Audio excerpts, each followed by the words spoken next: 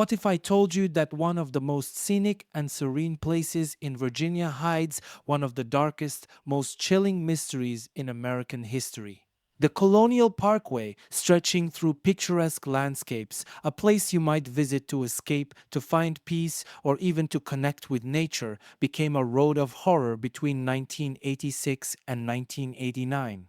Over the course of these 3 years, this idyllic drive, winding through historic Virginia, became the hunting ground for a brutal killer or killers who preyed on unsuspecting young couples.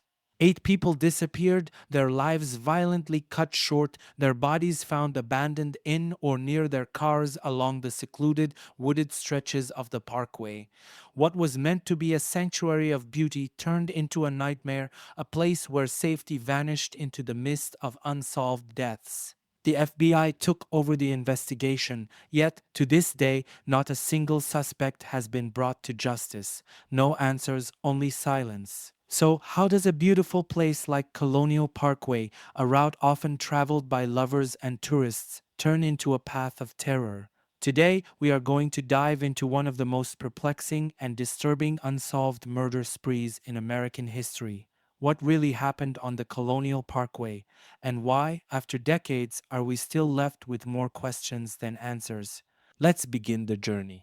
Kathy Thomas and Rebecca Dowski were like any other couple enjoying a quiet evening together, unaware that it would be their last. Kathy, a former Navy officer, was known for her strength, independence, and commitment to her career. Rebecca, still a student at William and Mary, was full of promise, balancing her studies with a blossoming relationship that made her happy. Their love story was one of warmth, respect, and hope for the future, two women carving out a life in a world that wasn't always kind to them. On the night of October 9th, 1986, Kathy and Rebecca made plans for what seemed like a simple, peaceful evening. No one could have predicted that their journey that night would end in terror. They took the Colonial Parkway, a quiet and secluded route, likely looking for privacy, a place to talk, to relax, and to simply be together. But instead of peace, they found something far darker waiting for them in the shadows. Their car was discovered near the York River, positioned at an odd angle, almost as if someone had hastily tried to hide it. Inside, the bodies of Kathy and Rebecca were found brutally murdered. Their throats had been slashed with a precision that hinted at the killer's cold and calculated nature. The violence of the crime shocked investigators. This wasn't a robbery gone wrong, nor did it seem like a random attack. It was personal, intimate, and carried out with chilling efficiency. What stood out most was the sheer brutality. Kathy's background in the military suggested she wouldn't go down without a fight, and yet there was little sign of struggle. How had the killer overpowered them so easily? And why leave the car in such a state, almost as if it was abandoned in a rush, yet still meticulously staged? The question that haunted investigators was clear. Why these two women? What motive lay behind their murders, and how did it connect to the darkness that would soon spread across the Colonial Parkway? Kathy and Rebecca's deaths were the first in what would become a string of horrors, but at that moment no one could foresee the pattern. All anyone knew was that two promising lives had been savagely taken, leaving behind only pain, unanswered questions, and the unsettling realization that something terrible was lurking along the quiet, winding path of the Colonial Parkway. When authorities arrived at the scene where Kathy Thomas and Rebecca Dowski were found, they were met with a level of brutality that chilled even the most seasoned investigators. The car itself, a white Honda Civic, was eerily out of place, parked near an embankment by the York River, seemingly positioned as though it had been hurriedly driven off the road. The angle at which it was left made little sense. It was too deliberate to be an accident, yet too awkward to suggest a natural stop. It looked as if someone wanted to hide the car, but not quite successfully. Inside the vehicle, the horror unfolded. Kathy and Rebecca's bodies were found in a state that spoke of cold, deliberate violence. Both women had their throats slashed with such precision and force that it was clear the attack had been swift and calculated. The scene wasn't chaotic. There were no signs of a prolonged struggle, no messy aftermath of a desperate fight. It seemed as though the killer had control from the very beginning, able to quickly subdue both women before carrying out the murders with a chilling level of efficiency. But the questions began almost immediately. How had this happened? Kathy Thomas, with her military background, was strong and trained in self defense. It seemed implausible that she wouldn't have fought back, that there wouldn't be more evidence of resistance. Investigators speculated that the couple may have been approached by someone they knew or trusted, someone who made them feel comfortable enough to let their guard down. Or perhaps more unsettlingly, the killer had used a ruse posing as a police officer or some form of authority, making the couple believe they were in no danger until it was too late. The condition of the bodies suggested that the killer was highly methodical. The wounds were clean, deep, and precise, too precise, some thought, to be the work of an amateur. It raised the possibility that the murderer had some form of training, perhaps in law enforcement or the military. There was no attempt to sexually assault the victims, which made the motive even murkier. This was not a crime of passion or impulse, it was cold, controlled, and terrifyingly clinical. And then there was the strangest detail. The car had been doused with diesel fuel, yet no fire had been set. It was as though the killer intended to burn the evidence, but either got scared off or had second thoughts at the last moment. This unfinished act added to the mystery. Was the killer interrupted, or did they purposely leave the car and the bodies as a grotesque message? The theories began to form. Some believed the couple had been lured to the spot by someone pretending to be in distress or posing as a figure of authority, allowing the killer to gain the upper hand. Others speculated that Kathy and Rebecca were ambushed, the killer lying in wait for the right moment to strike. The way their bodies were positioned, the lack of defensive wounds, and the overall eerie stillness of the scene suggested that the killer had a plan, and they executed it with chilling precision. This was no random act of violence. Whoever had done this had calculated each move, from the way the car was parked to the method of killing. It left investigators with a harrowing realization. The person responsible was not only dangerous, but they were also patient, prepared, and knew exactly how to strike without leaving a trace. When Kathy Thomas and Rebecca Dowski were found brutally murdered, the local authorities in York County were immediately thrust into one of the most puzzling and horrifying cases they had ever encountered. The small, tight knit community was shaken by the brutal killings, and law enforcement found themselves under immense pressure to find answers quickly. But from the start, the investigation was plagued by a troubling lack of physical evidence. The Colonial Parkway, though scenic and peaceful, is a remote, sparsely traveled road at night, which complicated the initial investigation. There were no witnesses, no surveillance cameras, and no one reported seeing anything unusual on the evening of the murders. The secluded nature of the crime scene meant that any potential clues, tire tracks, footprints, or DNA evidence were either non existent or had been washed away by the elements. Investigators were left with little to go on aside from the brutal condition of the bodies and the strangely parked car. Local authorities quickly realized that they were dealing with something far beyond the typical scope of crime in the area.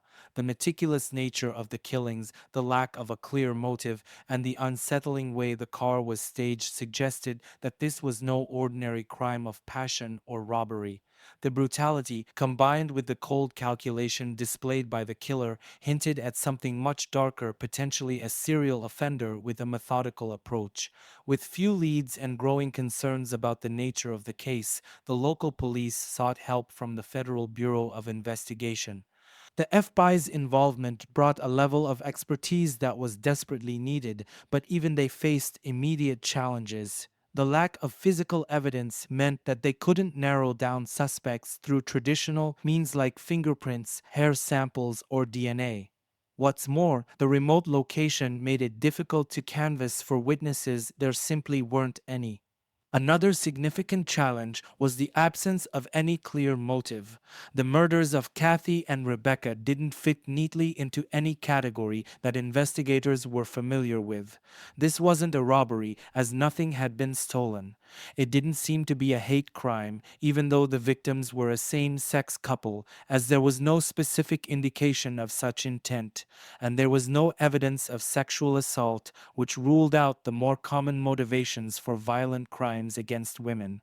This left the investigators grappling with the unnerving possibility that this was a crime committed purely for the sake of killing, a thought that chilled even the most experienced FBI agents.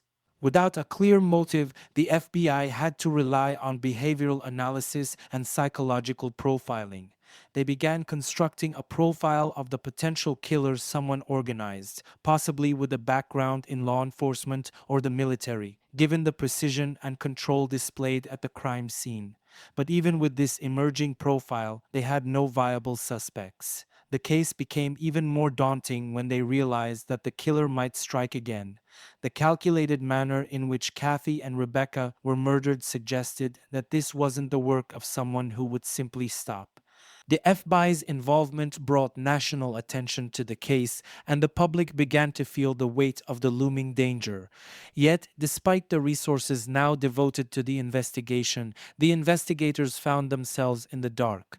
With no apparent motive, no concrete evidence, and no suspects, they were left asking the same haunting question over and over: who would do this and why? As the investigation dragged on with little progress, the pressure mounted. Law enforcement was no closer to finding the killer, and the community was growing increasingly fearful. The case of Kathy Thomas and Rebecca Dowski was becoming a symbol of the unknown, a mystery that hung over the Colonial Parkway like a shadow, growing darker with each passing day.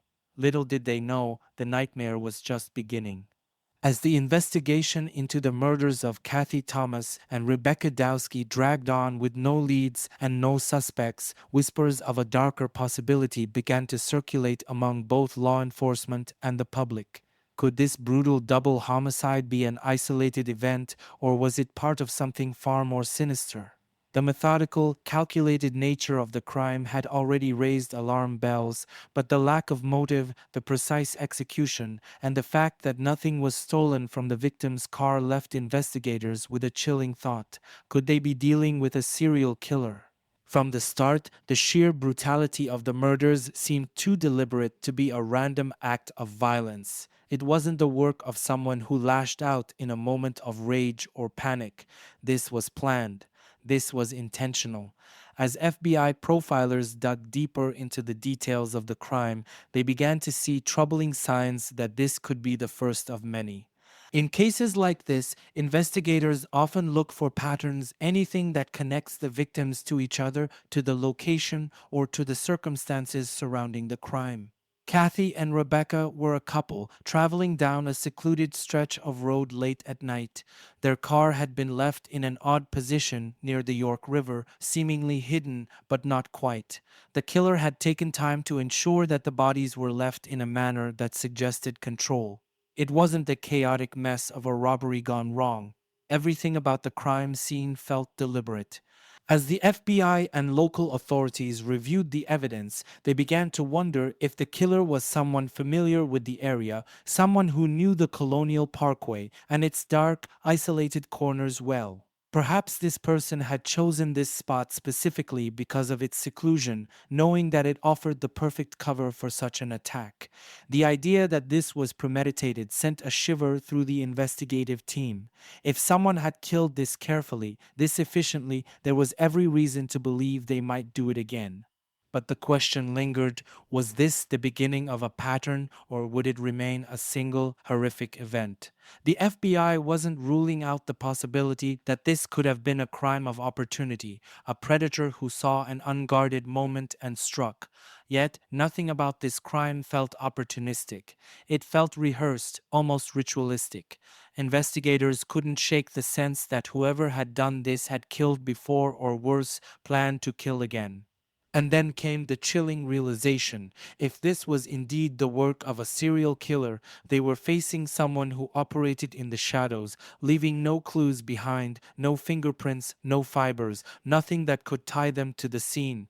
It was as if the killer had vanished into thin air after the murders.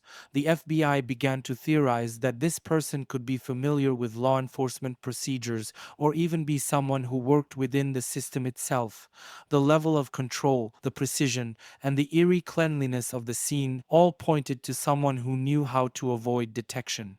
The idea of a serial killer stalking the quiet roads of Virginia's Colonial Parkway sent waves of fear through the community. Residents who had once felt safe driving down the scenic, winding road now avoided it, their sense of security shattered. Couples were especially cautious, fearing they might become the next targets.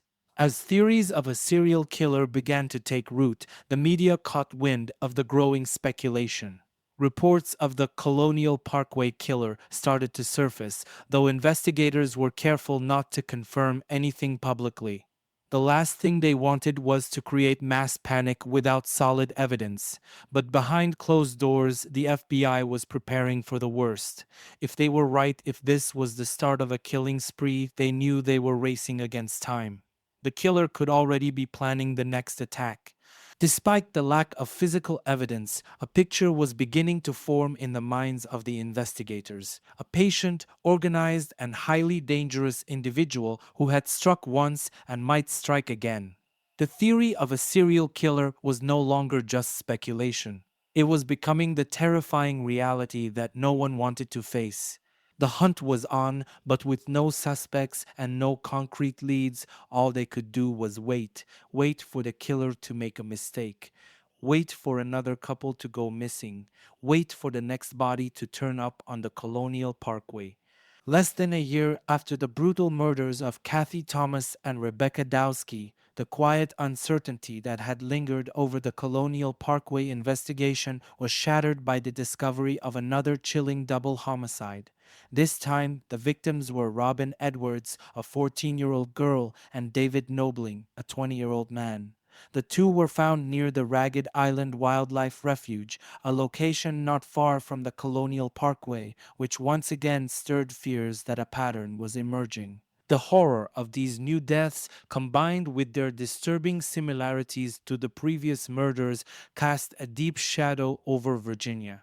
David Nobling was older, already working and known for his responsible demeanor, but he was still just a young man with his life ahead of him. Robin Edwards, on the other hand, was barely 14, full of youth, energy, and naivety. It's unclear exactly what drew them together that night. Perhaps it was the allure of rebellion, or perhaps simply the shared need for companionship. Either way, their connection led them to the secluded refuge, a place that promised privacy, but as the pattern had already started to show, was also ripe for danger. The day after they went missing, David's truck was found near the James River Bridge, just outside the entrance to the wildlife refuge. It was eerily similar to the way Kathy and Rebecca's car had been left, positioned in a way that made investigators question whether it was staged. The truck's windows were partially rolled down, the radio was still on, and David's wallet was inside, untouched. Again, this wasn't a robbery. This was something much darker. For 2 days, the search for Robin and David continued. Their families, desperate for answers, clung to hope, but fear was starting to seep in. Finally, their bodies were found along the muddy banks of the James River, half submerged in the shallow water. Like Kathy and Rebecca, they had been murdered and left in a way that suggested the killer wanted to avoid detection. But this time, there was something new. Both Robin and David had been shot in the head. The sudden shift in the method of killing only deepened the mystery. Was this the same person? If so, why had the killer changed tactics from the brutal throat slashing of the first murders to gunshots? Despite the difference in execution, there were unmistakable echoes of the Colonial Parkway killings in the circumstances surrounding their deaths. Like Kathy and Rebecca, Robin and David were a young pair in a remote, secluded location. There was no sign of struggle, no robbery, and no obvious motive. It seemed as though the killer had struck again, carefully choosing a couple in a vulnerable moment and methodically carrying out their deaths without leaving a trace. What haunted investigators most was the calculated nature of these murders. The killer had once again managed to slip away without a single clue. The Ragged Island Wildlife Refuge, much like the Colonial Parkway, was an isolated area with few witnesses, making it the perfect hunting ground for someone who knew how to stalk their prey unseen. The bodies were found miles from the truck, which raised another eerie possibility. The killer might have moved them, staging the scene with deliberate intent. The similarities between these two cases weren't just about the victims or the locations. They were about control, about the killer's ability to execute these crimes with terrifying precision, knowing exactly how to remain in the shadows. Law enforcement was now faced with a grim reality. These were not isolated incidents. The killer or killers appeared to be escalating, growing more confident with each murder. The thought of a serial killer roaming the highways and backroads of Virginia was no longer a theory. It was becoming a devastating truth. For the families of Robin Edwards and David Nobling, the agony of losing their loved ones in such a brutal, senseless way was compounded by the realization that justice might be out of reach. As investigators combed through the refuge and examined the bodies, they were met with the same frustrating reality as before: there were no answers, no leads, no suspects. The discovery of Robin and David's bodies deepened the fear that had already gripped the area. Were these two cases connected? Was the same person responsible for both sets of murders? And most disturbingly, when would they strike again? The fear that started with Kathy and Rebecca's deaths now took on a life of its own, spreading like wildfire through the community. The Colonial Parkway killer, if they existed, was still out there, and they weren't finished yet. As investigators pieced together the similarities between the two cases, they knew one thing for certain: the clock was ticking, and with each passing moment, the killer was slipping further into the darkness, ready to claim their next victims. As investigators worked through the details of both the Colonial Parkway murders and the Ragged Island Wildlife Refuge killings, it became impossible to ignore the unsettling similarities between the two cases. On the surface, the victims seemed different. Kathy Thomas and Rebecca Dowski were in their 20s, a same-sex couple, while Robin Edwards was just 14 and David Nobling 20 were an unlikely pair with a significant age gap. Yet beneath these surface-level differences, the connections began to emerge, forming a chilling picture of a predator who had a distinct pattern. The first glaring similarity was the location. Both sets of victims were found near water in remote, isolated areas. The Colonial Parkway winds along the York River, where Kathy and Rebecca's car was discovered, while Robin and David's bodies were located near the James River. In both cases, water played a central role, almost as if it were a deliberate part of the killer's staging. The proximity to water could not have been mere coincidence. It suggested that the killer was choosing his hunting grounds carefully, selecting places where he could carry out the murders in seclusion, away from prying eyes. But the water wasn't the only similarity. Both couples were found either in or near their vehicles, parked in a way that raised suspicions. Kathy and Rebecca's car had been left in an odd position, almost as if someone had tried to hide it, but with a carelessness that felt intentional. Similarly, David Nobling's truck was found abandoned with the windows partially rolled down, radio still playing, and personal belongings left untouched. It felt as though the killer had taken control of the situation, leaving behind scenes that were unsettlingly staged. The positioning of the vehicles in both cases pointed to a common factor. The killer had a method, a pattern of subduing the victims before abandoning them in their cars, knowing it would be hours, if not days, before anyone found them. The most unsettling link, however, was the way in which the victims appeared to have been ambushed. There were no signs of struggle at either scene. In both cases, it seemed the killer had approached the victims with such calm and control that they had no time to fight back. Investigators theorized that the victims may have been lured into a false sense of security, possibly by someone they trusted or by someone posing as a figure of authority. The thought that the killer might be using manipulation to gain access to his victims deepened the fear surrounding the case. How had these young people, likely enjoying what should have been peaceful evenings, found themselves in the grasp of such calculated violence? The precision of the murders also linked the cases. In both instances, the killer had shown an almost surgical level of control. Kathy and Rebecca had their throats slashed in a manner that indicated the killer knew what he was doing, clean, deep cuts that suggested either training or experience. With Robin and David, the switch to gunshots was jarring, but it didn't detract from the overall sense of control. These weren't impulsive crimes of passion. The killer took time, executing each move with a frightening level of expertise. But perhaps the most chilling connection was the lack of a clear motive. In both sets of murders, nothing was stolen. There was no evidence of sexual assault, and no personal grievances seemed to link the victims to anyone who might have wanted them dead. This left investigators grappling with the possibility that the killer's motive wasn't rooted in robbery, revenge, or even hatred. It was simply about the act of killing itself. The cold, detached nature of the crimes suggested that the killer enjoyed the control, the power, and the fear they left behind.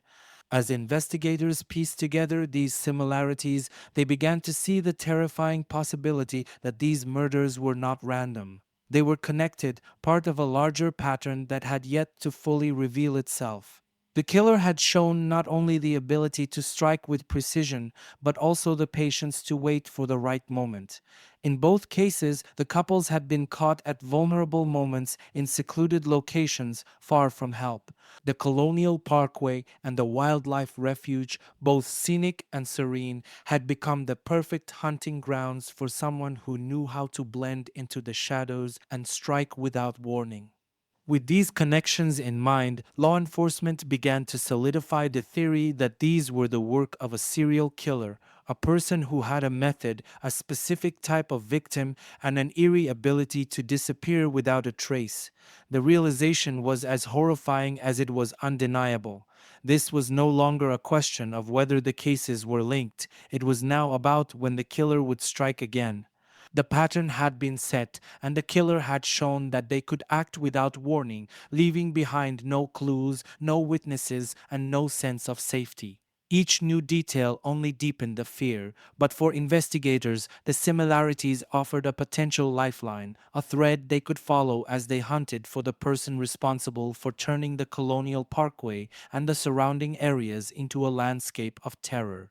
As investigators dove deeper into the Colonial Parkway murders, one critical question began to loom larger than any other. Were these victims random, or had they been specifically targeted? This question held the key to understanding not just the killer's motivations, but also the likelihood of future attacks. If the victims were targeted, then perhaps there was a thread connecting them, something that, once uncovered, could lead authorities straight to the killer. But if they were chosen at random, the investigation would be far more challenging, like hunting a ghost who could strike anywhere, anytime, without warning. From the start, there was nothing obvious to suggest that Kathy Thomas, Rebecca Dowski, Robin Edwards, or David Nobling were connected in any personal way. They lived in different parts of the state, ran in different circles, and were at very different stages in their lives. Kathy and Rebecca were in a committed relationship, building their lives together, while Robin was just a teenager and David was an older acquaintance, possibly acting as a protective older figure. There was no indication that any of them knew each other or had any ties that would explain why they were killed. This lack of a clear personal connection between the victims made investigators consider whether these murders were crimes of opportunity, couples in isolated locations, seemingly vulnerable, simply in the wrong place at the wrong time. The randomness of the victim's circumstances pointed to the unsettling possibility that the killer wasn't after specific individuals, but was instead searching for certain types of situations, young couples, isolated areas, and the cover of nightfall. In this scenario, the victims could have been anyone. They just happened to be in a place where the killer could strike without being seen. But could the killer have known them? That question haunted the investigation. Kathy Thomas was a former Navy officer, well respected and capable. She wasn't the type of person who would easily fall into a dangerous situation, which led some to speculate that the killer might have been someone familiar to her, and Rebecca someone who knew how to gain their trust, at least for a moment, before unleashing the brutal attack. The same speculation surrounded Robin and David. David, the older of the two, might have been cautious about who he interacted with, especially when he was with a much younger girl. Could the killer have used some kind of ruse to make them feel safe? One theory that gained traction was that the killer could have posed as a law enforcement officer or someone in a position of authority. Both couples were found in secluded areas, places where it would be easy to create a scenario where the killer appeared to be helping or offering guidance, only to turn on the victims once they let their guard down. This would explain the lack of struggle in both cases and the precision with which the crimes were carried out. If the killer was indeed someone posing as an authority figure, it would also explain why none of the victims showed signs of panic or attempted escape. Yet, despite this theory, investigators couldn't ignore the possibility that the murders were entirely random, driven not by any personal connection, but by the killer's need to assert control over complete strangers. The randomness would fit with the cold, calculated nature of the crimes, no personal rage, no emotional involvement, just pure predation. In this sense, the killer wasn't targeting the victims for who they were, but rather for the situations they found themselves in, vulnerable, isolated, and without protection. As investigators weighed these possibilities, they were left with more questions than answers. If the victims had been targeted, then what was the connection? There was no shared workplace, no common friends, no traceable pattern in their social lives that linked them. But if they were random, chosen merely because they fit into the killer's preferred type of victim, young, isolated couples, it meant the danger was far from over. The killer could be anywhere, waiting for the next opportunity. The randomness theory was perhaps the most terrifying of all because it meant that anyone could be next. Couples who enjoyed the quiet beauty of Virginia's backroads and scenic spots like the Colonial Parkway now had a shadow hanging over them. What had once been a peaceful, serene area had transformed into a landscape of fear. For the families, the uncertainty was unbearable. They wanted answers why their loved ones. Was it something personal, or had they simply been unfortunate enough to cross paths with a remorseless predator? With no clear motive and no suspect in sight, the investigation was stuck in a frustrating limbo, waiting for the next piece of the puzzle to fall into place. As authorities wrestled with these possibilities, one fact remained certain. Whether the victims were targeted or random, the killer had displayed an ability to operate in the shadows without detection, choosing couples who were vulnerable, secluded, and unaware of the danger stalking them. Whether the next victim would be someone known to the killer or another random target was a question that kept everyone on edge. What had started as isolated tragedies was now evolving into a grim, unfolding mystery with no end in sight. On April 10th, 1988, the Colonial Parkway once again became the backdrop for another disappearance that would deepen the mystery and intensify fears of a serial killer lurking in the shadows. Richard Call, a 20-year-old college student, and Cassandra Haley, an 18-year-old freshman, had been on a date the night they vanished. What should have been a simple, carefree evening turned into a haunting case that would leave investigators grappling with even more questions. Richard and Cassandra were last seen leaving a party together on the night of April 9th. Like many young couples, they likely decided to take the scenic Colonial Parkway route, a place where couples often sought privacy. But by the following morning, they were nowhere to be found. When friends and family realized they were missing, concern quickly turned to dread. A search was launched, and it wasn't long before their car, a red Toyota Celica, was discovered abandoned on the Colonial Parkway. The car's discovery was eerily similar to the previous cases. Like the vehicles in the murders of Kathy Thomas, Rebecca Dowski, Robin Edwards, and David Nobling, it was found in a remote, secluded area. The car doors were unlocked, and personal items, including Richard's wallet and Cassandra's purse, were left inside, untouched. The scene had the unsettling, familiar feel of something staged. It was as if whoever was responsible had carefully placed the car there to be found, knowing that it would spark fear and confusion. But what set this case apart from the others was what was missing: Richard and Cassandra. Despite an extensive search, their bodies were never recovered. This absence of physical evidence made the case even more perplexing. Unlike the previous victims whose bodies were discovered near their vehicles, Richard and Cassandra had simply vanished into the night. The lack of bodies raised a multitude of possibilities. Had they been abducted and taken elsewhere? Could they have been killed and their bodies hidden so well that no one would ever find them? Or, in the most far fetched scenario, had they somehow escaped?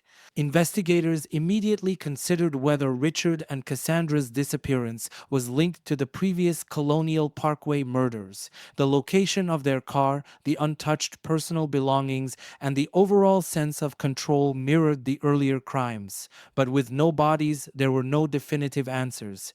Their disappearance marked a grim turning point in the investigation.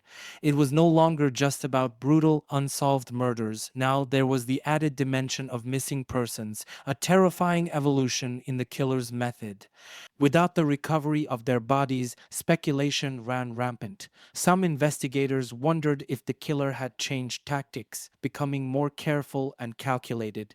The switch from leaving the bodies behind to completely disposing of them pointed to a level of control and sophistication that made the case even more chilling. Perhaps the killer had learned from the previous murders, adapting their methods to avoid detection, or perhaps Richard and Cassandra had been able to fight back, leading to an unexpected struggle that resulted in their abduction. As with the other victims, there was no apparent motive. Richard and Cassandra were both well liked, with no enemies or troubled backgrounds. The lack of any personal connection to a suspect led investigators back to the theory that the Colonial Parkway was being used by a predator who chose couples randomly, exploiting the isolated roads for his own dark purposes. The discovery of the abandoned car without the bodies also heightened the fear in the community. For residents of Virginia, the Colonial Parkway had become synonymous with danger. What had once been a serene drive was now regarded with dread and suspicion. Couples who once sought the quiet seclusion of the parkway now avoided it entirely, fearing they might become the next victims. For the families of Richard Call and Cassandra Haley, the disappearance was a living nightmare. With no bodies to bury and no answers, they were left in a limbo of uncertainty, clinging to hope that somehow their loved ones were still alive, yet haunted by the overwhelming likelihood that they were not. Their grief was compounded by the lack of closure, as they were denied even the painful solace of recovering their children's remains. The case of Richard and Cassandra added a new layer of complexity to the growing mystery of the Colonial Parkway. Were their disappearances connected to the previous murders, or was this a new and terrifying development in the killer's pattern?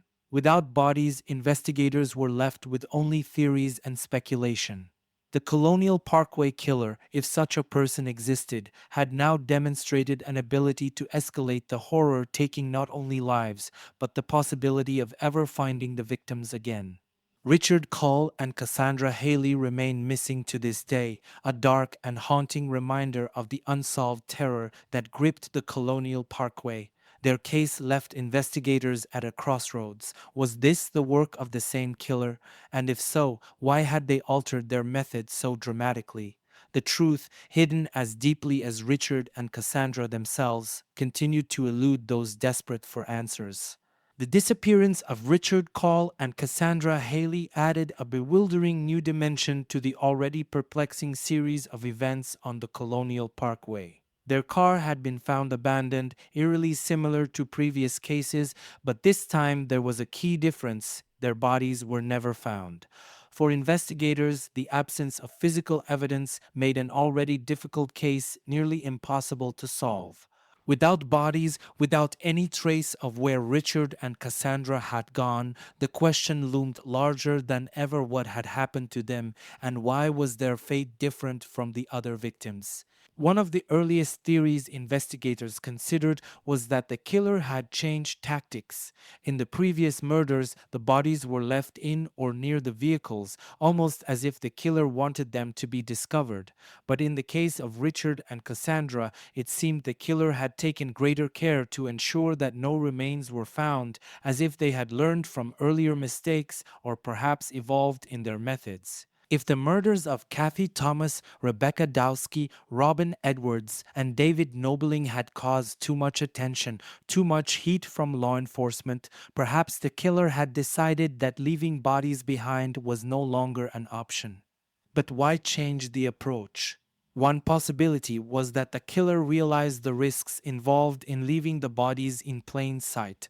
In the earlier cases, the precision and staging of the crime scenes had suggested that the killer enjoyed the control and power of their actions being discovered, almost as if the bodies were part of a grotesque message.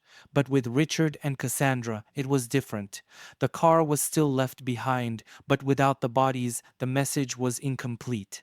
Investigators speculated that the killer may have decided to hide the bodies in a more remote location where they would never be found, to make it more difficult for authorities to piece together the full story. Another theory considered the possibility that the killer had initially intended to leave the bodies behind but was interrupted in some way. Perhaps someone had come too close to the crime scene, or a circumstance forced the killer to flee before completing their usual pattern of staging the bodies. This would explain why the car was found in a similar manner as the previous cases, but without the grim final act of leaving the victims in the open. It was an unsettling thought that the killer might have been close to being caught but managed to escape just in time.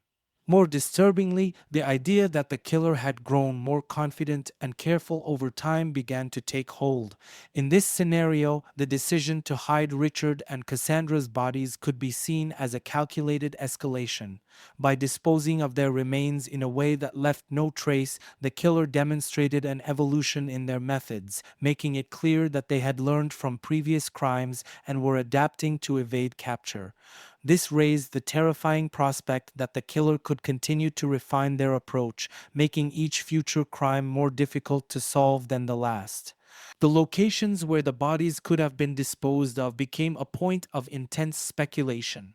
The vast, dense wilderness surrounding the Colonial Parkway and the nearby rivers offered countless possibilities for where the killer could have hidden Richard and Cassandra. Could their bodies have been dumped into the York or James rivers, weighted down to prevent them from ever surfacing, or had they been taken farther away to an even more remote location where the landscape would swallow them up forever? The geography of the area worked in the killer's favor: remote, unmonitored, and largely inaccessible. If the killer knew the terrain well, they could have easily hidden the bodies where they would never be found, leaving the investigation in a permanent state of limbo. There was also the unsettling notion that perhaps Richard and Cassandra had been kept alive for a period before being killed, further complicating the timeline and adding another layer of horror to the case. If the killer had taken them somewhere before disposing of their bodies, it would have been even more challenging for law enforcement to track their movements. This theory introduced the chilling possibility that the killer was more sadistic than originally thought, capable of holding the victims for longer than previously imagined. The lack of bodies made Richard and Cassandra's case particularly haunting for their families and for the investigators. Without any remains to examine, there were no forensic clues, no way to confirm how they had been killed or what had happened in those final moments. For the families, this absence of closure was unbearable. They had no graves to visit, no certainty about their loved one's fate, only the crushing weight of not knowing. As the investigation continued, the connection between Richard and Cassandra's disappearance and the earlier murders seemed undeniable. But the mystery of their missing bodies raised new and terrifying questions. If the killer had learned how to hide their victims so thoroughly, what hope did investigators have of ever solving the case? And worse, if the killer had perfected their method of disposing of bodies, how many other victims might already be out there, hidden, waiting to be discovered or never to be found? The case of Richard Call and Cassandra Haley remains one of the most confounding aspects of the Colonial Parkway murders. Their absence speaks louder than any physical evidence ever could. It's a void, a dark, unanswerable question that leaves investigators grasping for a truth that may never be uncovered. In September 1989, the Colonial Parkway Killers' horrifying legacy seemed to extend beyond the parkway itself when the bodies of Anamaria Phelps and Daniel Lauer were discovered in a remote wooded area near Interstate 64, miles away from the familiar scenes of the previous murders. Despite the geographical shift, the chilling details of their disappearance and the subsequent discovery of their bodies echoed the earlier cases, leading investigators to suspect that the same hand of terror was at play once again. Anna Maria Phelps, an 18-year-old with a bright future ahead, and her boyfriend's brother, Daniel Lauer, were traveling together on Labor Day weekend. Daniel was giving Anna Maria a ride back to their shared home in Virginia Beach after she had visited her family. Daniel's older brother, Clinton, was Anna Maria's boyfriend, and the two had recently begun living together. The plan was for Daniel to drop Anna Maria off and continue on his own trip, but neither of them would make it to their destination. When Daniel's car was found abandoned along the westbound rest area on Interstate 64, just east of Williamsburg, the familiar sense of dread began to creep in. The car's discovery was reminiscent of the previous cases left in a seemingly random spot with no immediate sign of what had happened to its occupants. Personal items were left behind, but there was no sign of struggle. For days, there was no trace of Anna Maria or Daniel, and their families held on to the agonizing hope that maybe, just maybe, they had gotten lost or stranded and would be found alive. That hope was shattered when, weeks later, their bodies were discovered in a wooded area a short distance from the rest stop. A group of hunters stumbled upon their remains, which had been concealed under a layer of brush. Both bodies were badly decomposed, making it difficult to determine the exact cause of death, but the condition of the scene, the location, and the nature of the discovery bore haunting similarities to the previous Colonial Parkway murders. While the murders of Kathy Thomas, Rebecca Dowski, Robin Edwards, David Nobling, and the disappearance of Richard Call and Cassandra Haley had all taken place along or near the Colonial Parkway, Anna Maria and Daniel's deaths seemed to signal a disturbing shift. Investigators were left to wonder if the killer had deliberately moved their operations to a new location or if this was a copycat crime inspired by the fear that had gripped the region for nearly 3 years. Despite the different location, investigators soon drew parallels that linked this crime to the earlier murders. First, like the previous victims, Anna Maria and Daniel had been traveling together in a vulnerable situation. Though they were not romantically involved like the other couples, they still fit the profile. Two young people, alone, traveling on a remote road. The killer, once again, seemed to have exploited their vulnerability, striking when they were most isolated. Second, the condition of the scene, while slightly different, mirrored the staged feel of the earlier cases. The car, found abandoned with no immediate signs of struggle, recalled the vehicles left on the Colonial Parkway. The bodies, hidden in the woods, suggested a level of control over the victims that investigators had seen before. While decomposition made it difficult to determine the exact method of killing, the signs of a deliberate effort to conceal the bodies indicated that whoever was responsible had taken their time, ensuring the victims wouldn't be found right away. The decision to abandon the car in plain sight but leave the bodies in the woods pointed to a calculated mind, a killer who knew how to manipulate the scene to create confusion and delay the discovery. Like Richard Call and Cassandra Haley, Anamaria and Daniel had seemingly vanished without a trace for weeks, intensifying the anguish for their families and deepening the mystery for investigators. When their bodies were finally found, the advanced decomposition added another layer of frustration, leaving forensic experts with limited evidence to analyze. Despite these obstacles, the timing, circumstances, and eerie parallels to the earlier Colonial Parkway murders could not be ignored. For investigators, this new case seemed to confirm their worst fear. The killer had struck again, and this time they had expanded their territory. The geographical shift from the Colonial Parkway to Interstate 64 suggested that the killer was becoming more confident, more brazen, and perhaps even more careful in their attempts to evade capture. The connection to the earlier murders was further reinforced by the lack of any clear motive. Once again, there was no robbery, no known personal vendetta, and no evidence of sexual assault. The killings seemed to follow the same terrifying pattern of senseless violence, driven not by emotion, but by the calculated need to kill.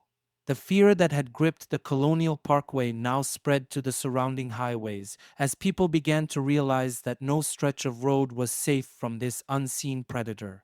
For the families of Anna Maria Phelps and Daniel Lauer, the discovery of their loved ones' bodies brought the cruelest kind of closure. Unlike the families of Richard Call and Cassandra Haley, who were left in a painful limbo, they at least had something to bury, a body to mourn. But the questions remained: why Anna Maria and Daniel? Why abandon their car in such a visible spot while hiding the bodies just out of sight? And most haunting of all, when would the killer strike again? As investigators added this case to the growing list of unsolved murders, the community's fear deepened. The killer, whoever they were, had managed to elude capture for years, refining their methods with each crime. Whether on the Colonial Parkway or Interstate 64, they had shown a chilling ability to adapt and evolve, making each case more difficult to solve than the last. The murder of Anna Maria Phelps and Daniel Lauer was not just another tragic loss, it was proof that the Colonial Parkway killer was still out there, growing bolder with every life they took. As the string of brutal murders and disappearances along the Colonial Parkway continued to baffle investigators, the FBI turned to a crucial tool in their investigative arsenal: psychological profiling. With little physical evidence to go on and no clear suspects, profiling became one of the key methods of trying to understand who might be responsible for such a calculated and chilling series of crimes. The victims had been taken without warning, with a disturbing level of control, suggesting a perpetrator who was not only experienced but deeply methodical in their approach. The FBI began piecing together a psychological profile of the killer, attempting to understand the mindset behind such horrific acts. One of the most immediate conclusions was that the perpetrator was likely a local or someone who was deeply familiar with the area. The Colonial Parkway and its surrounding highways, including Interstate 64, where Anna Maria Phelps and Daniel Lauer were found, are remote, wooded, and difficult to navigate for someone unfamiliar with their twists and turns. The killer knew how to strike in these isolated locations and then vanish, leaving little evidence behind. The comfort with these areas suggested that this wasn't an outsider passing through. This was someone who lived close by, someone who knew the roads and their secluded spots like the back of their hand. The killer's intimate knowledge of these rural, quiet roads led the FBI to believe that this person could be a local with a background that allowed them to move unnoticed. One theory that gained traction was the possibility that the killer had some form of law enforcement or military experience.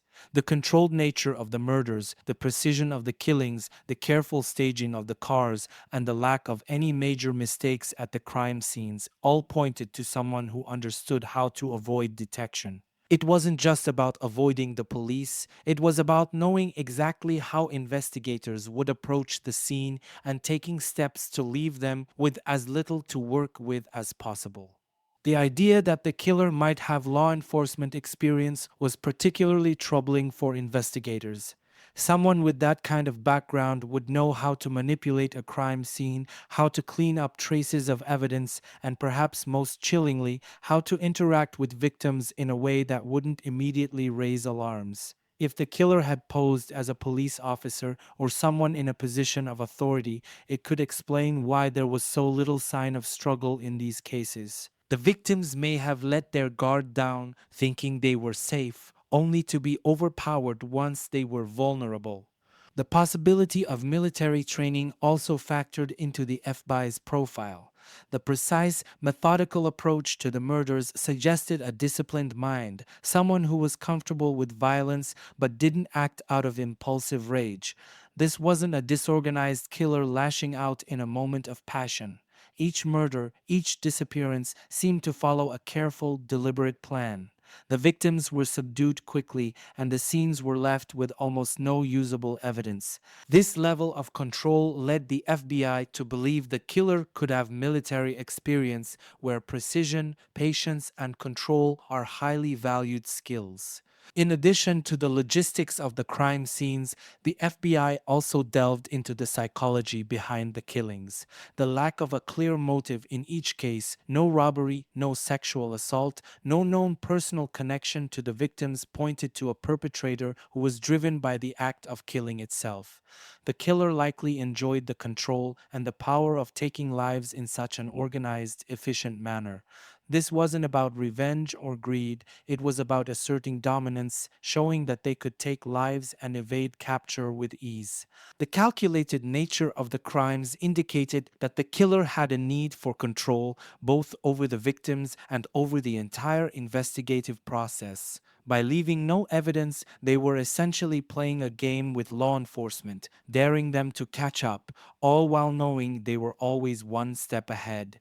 The FBI also explored the possibility that the killer could have a personal connection to the area through their profession. Given the remoteness of the locations and the unusual frequency with which these crimes occurred without being witnessed, some investigators considered the idea that the killer could be someone whose job involved traveling these roads, perhaps a truck driver, a park ranger, or someone who worked in a profession that required them to be on the move at odd hours. This would allow the killer to move through these areas without drawing suspicion, blending into the daily routine of life along the Colonial Parkway and nearby highways. Another aspect of the profile focused on the killer's apparent lack of emotion or passion at the scenes. The murders weren't frenzied or chaotic. Instead, they were controlled, efficient, and almost detached. This led the FBI to suspect that the killer might have psychopathic tendencies, someone who lacked empathy and could commit these acts without feeling remorse or fear. This kind of personality could blend easily into society, appearing normal to friends, family, and coworkers, all while hiding a dark, predatory nature beneath the surface. For the families of the victims, this profile was both helpful and terrifying. The idea that the killer could be someone local, perhaps even someone they had encountered before, sent shivers through the community. It painted a picture of a person who was living among them, someone who could interact with others without raising any suspicion, but who was capable of monstrous acts. As the FBI refined their profile, one thing became clear: this killer was no amateur. They were calculated, patient, and experienced. Whether they had law enforcement or military training, or whether they were simply someone who had developed a terrifying ability to commit these murders without leaving a trace, one thing was certain: they knew how to operate in the shadows. This person had killed before, and the fear was that they would kill again, leaving investigators scrambling to figure out who this shadowy figure was before more lives were taken. As the Colonial Parkway murders unfolded, investigators were desperate to identify anyone who could be responsible for such methodical and chilling crimes. Over the years, several suspects emerged, each bringing a glimmer of hope that the long and painful investigation might be nearing an end.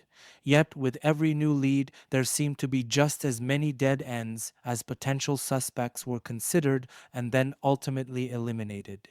One of the earliest suspects was a man named Darrell Rice, who became a person of interest not because of direct evidence linking him to the Colonial Parkway murders, but because of his suspected involvement in another unsolved case, the murders of two women in Shenandoah National Park in 1996. These killings shared some disturbing similarities to the Parkway murders.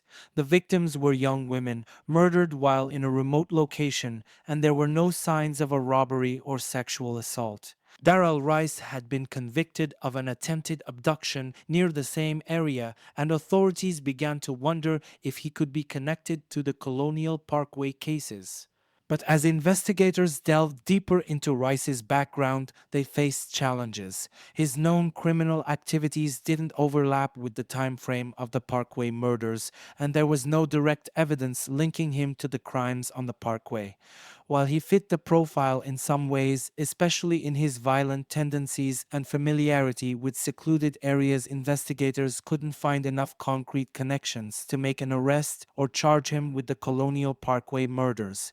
Rice was eventually ruled out as a suspect, though some continued to believe he could have been involved. Another potential suspect that raised eyebrows was a local law enforcement officer. Given the precise and controlled nature of the crimes, investigators had long suspected that the killer might have experience in law enforcement or military training. The theory was bolstered by the possibility that the killer may have used their position to approach the victims without raising suspicion.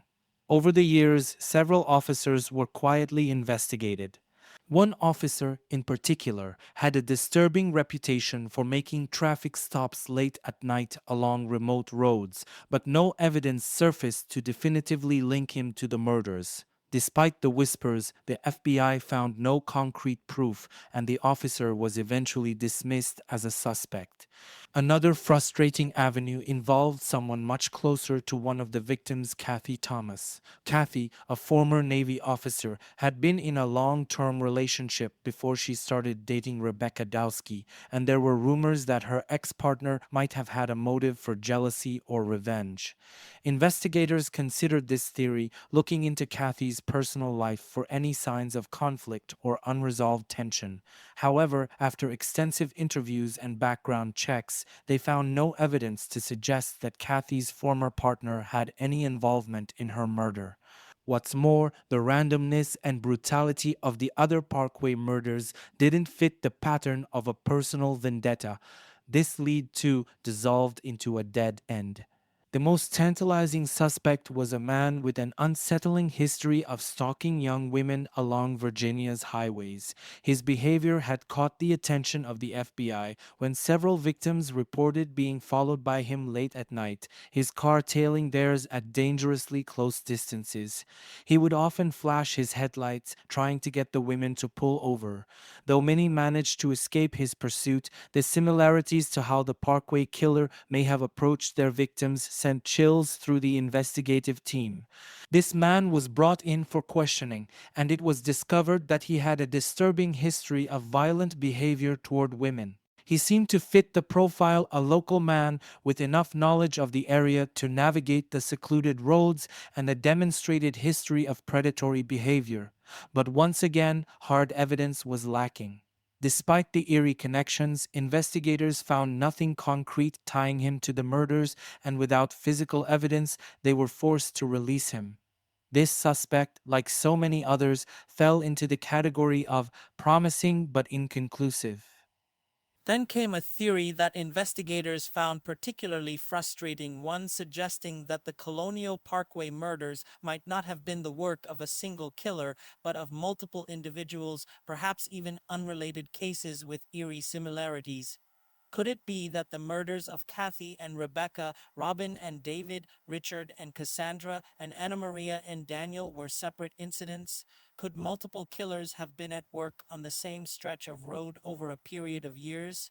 This theory, while disturbing, gained some traction as investigators struggled to find a single person who fit the profile for all of the murders. If multiple killers were responsible, it would explain why no suspect could be definitively tied to all of the cases. Despite these efforts, no one was ever charged in connection with the Colonial Parkway murders. The suspects, each seeming like they might provide a breakthrough, left investigators back where they started with more questions than answers. The lack of forensic evidence, combined with the remote locations of the crimes, allowed the killer or killers to operate with terrifying efficiency. Each potential lead felt like a step forward, only for it to evaporate when no physical evidence could support the theories. As the years went by, the list of suspects dwindled, but the pressure to solve the case never eased. The families of the victims were left with no sense of justice or closure, knowing that whoever had taken their loved ones remained at large. The Colonial Parkway murders stood as a haunting reminder of just how elusive justice can be when the truth is hidden in shadows and every lead ends at a dead end.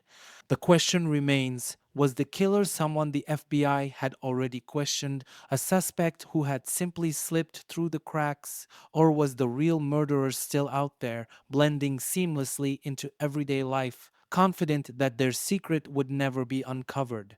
As the Colonial Parkway murders investigation stretched on without a resolution, a new, unsettling theory began to take shape, a theory that suggested the horrifying possibility that more than one killer could be responsible for the string of unsolved murders. This idea, while disturbing, started to gain traction as investigators looked at the subtle differences between each case. Could these brutal killings have been committed by multiple perpetrators operating independently yet in frighteningly similar ways? The very suggestion opened up a new layer of complexity in an already baffling case. From the outset, law enforcement had been working under the assumption that they were dealing with a single killer, a predator who had meticulously planned each attack and left no evidence behind. But as the cases piled up, each similar, yet with distinct differences, investigators began to wonder if they had been overlooking something critical. The theory of a single killer brought a kind of narrative simplicity, but the reality of the investigation was anything but simple. For one, the method of killing had varied in significant ways. Kathy Thomas and Rebecca Dowski were brutally murdered with their throats slashed in a way that suggested precision and control. Robin Edwards and David Nobling, on the other hand, had been shot, their deaths quicker and perhaps less personal than the earlier crime. Then there was the case of Richard Call and Cassandra Haley, whose bodies were never found, making it impossible to determine how they were killed. And finally, Anna Maria Phelps and Daniel Lauer's remains, discovered in the woods, were so badly decomposed that the cause of death could not be definitively determined, but the scene suggested yet another method. This variation in the way the victims were killed raised questions. Would a single killer switch methods so drastically, or did these changes point to different individuals, each with their own style? Moreover, the geographical spread of the crimes hinted at the possibility of multiple killers. The first few cases occurred directly along the Colonial Parkway, a secluded yet scenic road winding through rural Virginia. But when Anna Maria Phelps and Daniel Lauer's bodies were found off Interstate 64, the location seemed to mark a shift. While still isolated, this new crime scene was farther from the parkway, leading some to wonder if a copycat killer had emerged. changed or if an entirely different person had taken advantage of the growing fear surrounding the original murders. The killer or killers seemed to operate with an eerie understanding of the region's geography, striking in places that allowed them to act without being seen. The differences between the victims themselves also raised eyebrows. Kathy and Rebecca were a same sex couple, while Robin and David were a much younger pair with a significant age gap. Richard and Cassandra were on a casual date, while Anamaria and Daniel were merely traveling together with no romantic connection. The lack of a clear victim profile made it harder for investigators to form a cohesive theory about who the killer was targeting. If there was a single person behind these crimes, why such variation in the choice of victims? One possible explanation was that multiple killers, each with their own preferences or triggers, were at work using the same remote stretch of roads as their hunting grounds. Another key factor fueling the theory of multiple killers was the lack of a clear and consistent motive. The crimes did not appear to be driven by robbery, revenge, or sexual violence, common motivations in serial killings. Instead, the killer or killers seemed to be driven by something far more elusive: the need for control, the thrill of the kill, or perhaps a desire to outwit law enforcement. But if the killings were purely about power and domination, it stood to reason that more than one person could be responsible, each finding their own twisted gratification in the act of murder. The theory of multiple killers became even more plausible when looking at the time gaps between the murders. The killings spanned over several years, with long pauses between some of the cases. Could a single killer have stayed dormant for such long stretches of time, or was it more likely that different killers operating independently had struck during these gaps? If multiple people were responsible, it would explain why the killings seemed to ebb and flow over time without a clear pattern. This theory, while compelling, introduced a nightmarish complication for investigators. If more than one person was responsible, they would have to untangle a web of evidence that no longer pointed to a single perpetrator. The idea of chasing multiple killers was far more daunting than searching for one, especially with the lack of physical evidence in each case. It meant that each crime could require a different investigative approach, different suspects, and different psychological profiles. A serial killer is terrifying enough. The idea of multiple killers, each stalking the same area, turned the investigation into an almost impossible task. Yet, despite the challenges, the possibility of multiple killers could not be dismissed. The differences in the crime scenes, the methods of killing, the varied victim profiles all pointed to a disturbing reality that investigators might have been looking for more than one person all along. This theory also explained why no single suspect ever fit the profile perfectly. Each promising lead seemed to explain parts of the mystery, but never the whole. Perhaps that was because there wasn't one puzzle to solve, there were several, each with its own unique set of circumstances and motivations. As the investigation dragged on, the theory of multiple killers remained a troubling, unresolved possibility. Whether a single killer was responsible for all the murders or multiple perpetrators were at work, one fact remained: whoever had committed these crimes had slipped through the cracks, leaving behind nothing but fear, confusion, and a haunting question: how many killers were truly out there, watching the lonely roads of Virginia's Colonial Parkway? Despite years of investigation and the tireless efforts of law enforcement, the Colonial Parkway murders remain unsolved to this day, leaving behind a haunting legacy of fear, loss, and frustration. For over 3 decades, the families of the victims have been searching for answers, only to be met with silence and a mystery that seems no closer to being solved. But why? How is it possible that a series of brutal murders committed along a relatively small stretch of road could elude capture for so long? The answer lies in a complex web of investigative failures, missed opportunities, and the limits of technology at the time. From the very beginning, the investigation faced significant challenges. One of the most glaring issues was the lack of physical evidence. The crimes were committed in remote, secluded areas, often under the cover of night. These locations, like the winding roads of the Colonial Parkway and the wooded stretches near Interstate 64, were far removed from the public eye, making it difficult for investigators to find witnesses or any useful forensic evidence. The killer or killers had chosen their hunting grounds well, using the isolation to their advantage, ensuring they could commit the murders and disappear without a trace.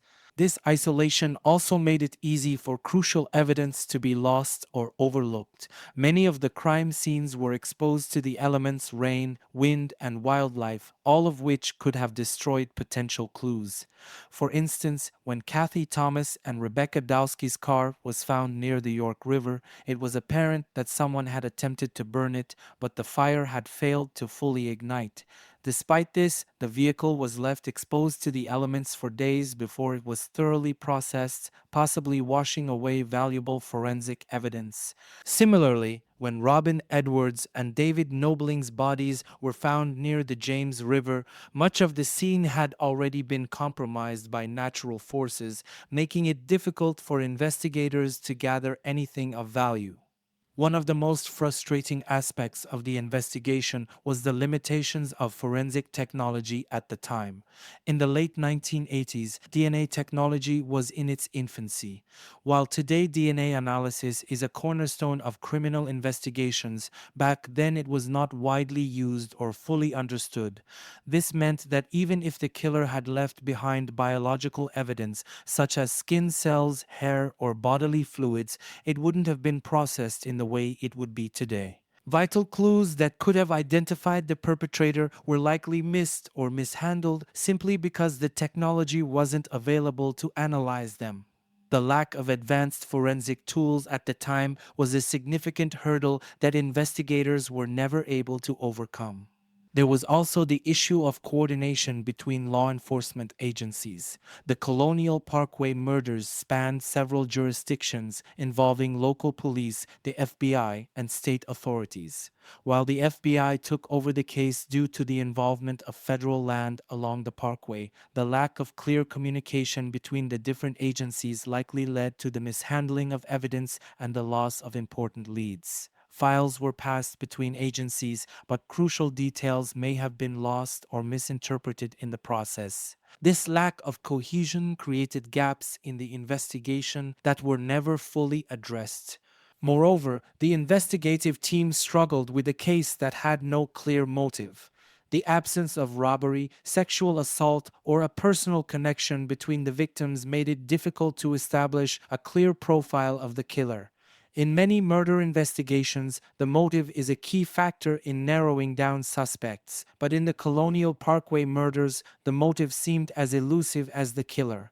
The randomness of the victims and the varying methods of killing only deepened the confusion, making it hard for investigators to focus on a specific type of suspect or pattern of behavior. Over the years, the case was plagued by dead ends and false leads. Promising suspects were investigated only to be ruled out due to lack of evidence or alibis that checked out.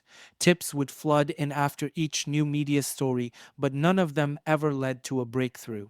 For the families, each dead end was another crushing blow, another reminder that justice remained out of reach. The longer the case dragged on, the colder it became, as memories faded and potential witnesses became harder to track down.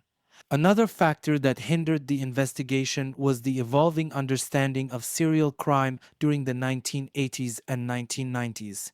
Profiling techniques and psychological insights into the minds of serial killers were still developing, and the FBI's methods were not as refined as they are today. Investigators struggled to pin down a consistent profile of the Colonial Parkway killer, as the varying methods and types of victims made it difficult to create a clear psychological portrait. While some believed the killer was a local with a deep knowledge of the area, others thought they could be a drifter or even someone with a professional background, such as law enforcement or the military. This lack of consensus only added to the confusion, with investigators pulling in different directions and unable to focus on a single theory.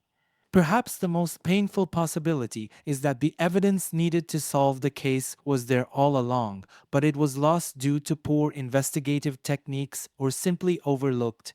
Given the limitations of the time, there may have been crucial forensic evidence or eyewitness testimony that was either mishandled or dismissed as unimportant. As the case grew colder, the opportunity to capitalize on these early clues faded, leaving investigators with little more than a trail of missed chances. In recent years, advances in technology, particularly in DNA testing, have reignited hope that the Colonial Parkway murders could one day be solved. Modern forensic techniques have led to breakthroughs in other cold cases, and the families of the victims continue to push for renewed efforts to examine old evidence using these tools. The hope is that something, however small, might have been preserved and could finally lead to the identification of the killer. But for now, the Colonial Parkway murders remain unsolved, a haunting reminder of how even the most brutal and carefully investigated cases can slip through the cracks. The failures were not for lack of effort or commitment, but rather a combination of bad luck, limited technology, and the killer's terrifying ability to avoid detection. Decades later, the question still lingers: is the killer still out there, watching and waiting, or has the answer to the mystery been lost forever in the passage of time? In recent years, the Colonial Parkway murders have taken on new life in the public and investigative consciousness, not because of any sudden break in the case, but because of advances in forensic science, particularly DNA testing. While the original investigation was hampered by the limitations of technology in the 1980s, modern advancements in DNA profiling have brought renewed hope that these cold cases could finally be solved. Families of the victims, law enforcement agencies, and true crime enthusiasts alike have been waiting for the breakthrough moment, one small piece of evidence that could unlock decades of mystery. The most significant development in forensic science that has impacted cold cases like the Colonial Parkway murders is the refinement of DNA testing. In the 1980s, when these murders occurred, DNA analysis was rudimentary at best. Crime scene investigators often collected physical evidence such as hair, fibers, and bodily fluids, but the technology to fully analyze that evidence didn't exist as it does today. Now, with the advent of more sophisticated DNA testing methods, such as touch DNA, which can extract genetic material from even the smallest traces left behind at a crime scene, the potential for uncovering long buried clues is greater than ever. In the case of the Colonial Parkway murders, the challenge lies in whether any viable DNA evidence remains from the original crime scenes. Over time, evidence can degrade, especially when exposed to the elements, as was the case with many of the victims found outdoors. But hope persists that enough biological material could have been preserved to allow modern forensic teams to extract DNA profiles. In recent years, law enforcement agencies have revisited old evidence, meticulously combing through items collected during the initial investigations: clothing, personal items, hair, and anything that might have captured a trace of the killer. In particular, the vehicle of Kathy Thomas and Rebecca Dowski, which had been doused with diesel fuel in an apparent attempt to burn it, has been re-examined using modern techniques. Diesel is less flammable than gasoline, and while the fire did not fully engulf the car, the attempt to destroy evidence left investigators concerned that crucial forensic material might have been lost. However, some experts believe that small, undetected traces of DNA could still exist inside the car or on the personal items found at the scene. The recent use of advanced tools like laser detection and specialized light sources has revealed that even old, seemingly destroyed evidence can still harbor vital information. Moreover, in recent years, DNA databases have expanded exponentially, allowing law enforcement to cross-reference genetic material found at crime scenes with millions of profiles. One of the most significant breakthroughs in cold case investigations has come from the use of genetic genealogy, a technique that uses DNA matches to identify relatives of a suspect, eventually narrowing down a family tree to pinpoint a likely perpetrator. This method has been instrumental in solving high profile cold cases, such as the capture of the Golden State Killer, a case that had been unsolved for decades until genetic genealogy provided a breakthrough in 2018.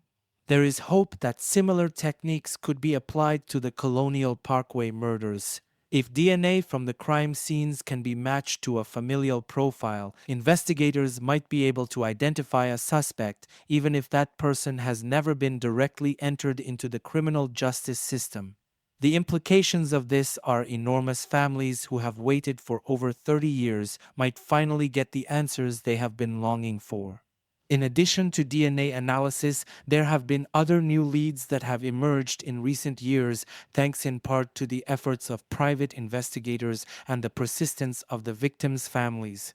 One such lead came from a Freedom of Information Act FOIA request filed by the family of Kathy Thomas, which revealed details about an audio recording that had surfaced shortly after the murders.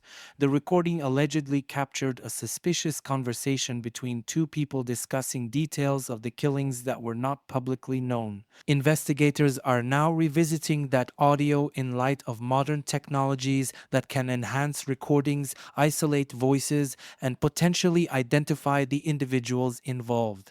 While this new information has given the case fresh momentum, law enforcement officials have remained cautious. The possibility of solving the Colonial Parkway murders hinges on whether enough viable evidence exists and whether technological advancements can provide the clarity needed to crack the case. Investigators have acknowledged that they are working against time. As memories fade, evidence deteriorates, and potential witnesses pass away. Still, the advances in DNA technology have breathed new life into a case that once seemed destined to remain in the shadows. Beyond the hard science, the persistence of the victims' families has been crucial in pushing for the case to stay active. Families like those of Kathy Thomas, Rebecca Dowski, and the other victims have been vocal advocates for the use of modern forensic tools, and their ongoing fight for justice has ensured that law enforcement agencies continue to pursue new leads. This determination is backed by a growing number of cold case units across the country that specialize in re examining old evidence with fresh eyes and advanced technologies. The question that remains is whether the killer or killers left behind enough of themselves at the scenes of these horrific crimes to be identified through DNA. If so, it's possible that, even after decades, the Colonial Parkway murders could finally be solved, giving closure to families and a community that has lived with the fear and uncertainty for far too long. Until then, the hope that DNA testing and modern investigative techniques could one day crack the case is a glimmer of light in an otherwise dark and haunting mystery. Advances in technology have already solved cases once thought unsolvable, and for those following the Colonial Parkway murders, the belief is that the next breakthrough could be just around the corner. If there is any trace of the killer left behind, science might finally bring the long awaited justice that has been denied for decades. For the families of the victims of the Colonial Parkway murders, the passing years have done little to heal the profound wounds left by the horrific loss of their loved ones. The constant reminder that the killer or killers are still out there, walking free, has added an unbearable weight to their grief. Each family has had to cope not only with the violent deaths of their children, siblings, and partners, but also with the agonizing uncertainty that comes from living without answers. The lack of justice has only deepened their sorrow, leaving scars that may never fully heal. Susan Thomas, Kathy Thomas' brother, spoke in an interview about the torment of knowing that her sister's killer has never been caught. "We just want to know why," she said through tears. "Why Kathy? Why Rebecca? What could have led to something so cruel?" Susan, like many of the other families, has worked tirelessly to keep the case alive, fighting for more advanced testing and for investigators to keep pushing forward. Her voice, like those of the other victims' families, echoes the anguish of living with the unknown. For the parents of Robin Edwards, the pain was made even sharper by the fact that their daughter was so young, only 14. She was just a kid, her mother lamented in a 2019 interview, struggling to understand how someone could take the life of her child with such brutality. David Nobeling's family shared a similar devastation, haunted by the thought that David may have tried to protect Robin, but couldn't save her or himself from the deadly force that descended upon them that night near the James River. The disappearance of Richard Call and Cassandra Haley has been particularly cruel for their families, as they've been left with no bodies to bury, no grave to visit. Their loved ones still live with the slim but painful hope that somehow they might be found alive, though the reality grows ever more bleak as the decades pass. For them, the absence of closure has made the grieving process an unending spiral of despair. Anamaria Phelps' family has expressed the painful void left by her loss. Her sister, Michelle, once said, "It's like a part of us was ripped away and we're just waiting for it to come back. But it never will." Daniel Lauer's family shares the same grief, all of them connected by a shared tragedy that remains unresolved. The ripple effect of the murders extended beyond the immediate families. Friends, classmates, and colleagues of the victims were left to grapple with the shock and horror of the crimes. Many of them had no closure and continue to carry the memory of their lost loved ones like an open wound. For the families and friends, every passing year without answers feels like another betrayal, another year where justice seems just out of reach. Once a serene, picturesque drive that symbolized Virginia's beauty and rich history, the Colonial Parkway now carries a far darker legacy.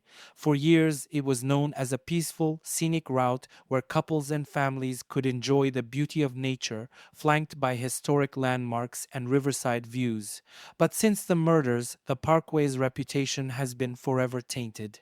What was once an idyllic escape is now haunted by the violent deaths that occurred along its winding roads. The mere mention of the Colonial Parkway now conjures images of danger and fear, particularly for those who lived through the terror of the late 1980s. Stories of the murders have embedded themselves into local folklore, transforming the area into a symbol of Virginia's most notorious cold case. Tourists who once marveled at the scenic drive now visit with a sense of unease, aware that what lies beyond the trees is more than just natural beauty. It's a history stained by blood, mystery, and the unanswered question of who committed the murders. Over time, the Colonial Parkway has become synonymous with tragedy. Even today, locals speak about the parkway in hushed tones, as if the very road itself holds the secrets of what happened on those quiet nights. The dark legacy of the murders has become an indelible part of the area's history, casting a shadow over a place that once offered peace and escape. As we examine the pieces of this complicated puzzle, the most pressing question remains: who is responsible for the Colonial Parkway murders? Theories abound, but the truth remains elusive. Was it the work of a single, methodical serial killer, or could the varying methods and victim profiles suggest multiple perpetrators? One theory that has persisted is that the killer was a local, someone who knew the Colonial Parkway and surrounding areas intimately. This person could have been familiar with the routines of law enforcement and understood how to avoid detection, leading to speculation that the killer could have been someone with a background in law enforcement or the military. The precision of the killings and the apparent ability to strike without leaving any solid evidence points to someone with experience in controlling crime scenes. Then there's the unsettling possibility of multiple killers. Some investigators and true crime experts have wondered if the varying methods, slashing, shooting, and disappearance, suggest that more than one person could be responsible for the murders. Could the parkway have been the hunting ground for a series of unconnected killers, each using its isolation for their own dark purposes? Or perhaps there was a copycat, someone who mimicked the original killings after seeing how easily the first murderer got away? Another theory speculates that the killer may have been someone the victims knew or at least trusted enough to let their guard down. This could explain the lack of a struggle in many of the cases. Could the killer have been someone posing as a figure of authority, such as a police officer or park ranger, preying on the victim's sense of security before striking? Despite the numerous theories, no single answer fits all the pieces of the puzzle. Each case has unique elements, but the similarities are too strong to ignore. Was the Colonial Parkway killer a stranger passing through the region or someone deeply rooted in the community? The truth remains just out of reach, buried in the evidence that has yet to reveal its secrets. As we reach the end of this journey into one of Virginia's darkest mysteries, we are left with the question that haunts every cold case. Will the Colonial Parkway murders ever be solved? Advances in DNA technology offer a glimmer of hope that one day the killer or killers could be identified. But for now, the case remains open, a lingering reminder of the lives lost and the justice that has been denied for so long. The Colonial Parkway murders represent more than just a series of tragic deaths. They are a testament to the resilience of the victims' families, who have refused to let the case fade into obscurity. Their determination to keep the investigation alive, combined with the tireless work of cold case investigators, has kept hope alive. As long as there are unanswered questions, there will always be a drive to seek out the truth. True crime enthusiasts, investigators, and even everyday citizens remain captivated by the mystery, hoping that the final piece of the puzzle will one day fall into place. Until then, the shadow of the Colonial Parkway killer will continue to loom large, a reminder that some answers remain hidden, waiting for the day when justice finally arrives.